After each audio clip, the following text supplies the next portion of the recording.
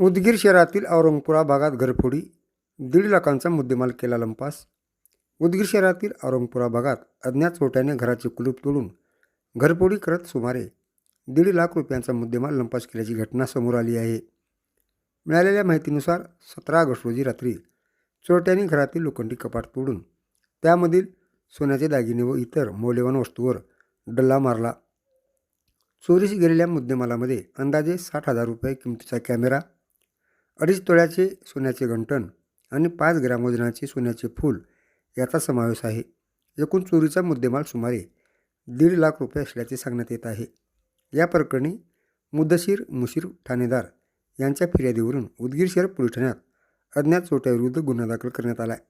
घटनेची माहिती मिळताच पोलिसांनी घटनास्थळी पाहणी करून तपास सुरू केला आहे. परिसरातील CCTV कॅमेऱ्याचे फुटेज तपासण्यासह चोरट्यांचा माग काढण्यासाठी पोलिसांकडून प्रयत्न सुरू आहेत. घरफोडीच्या या घटनेमुळे औरंगपुरा परिसरातील नागरिकांनी रात्रीच्या वेळी पोलिसांनी गस्त वाढवावी अशी मागणी केली आहे.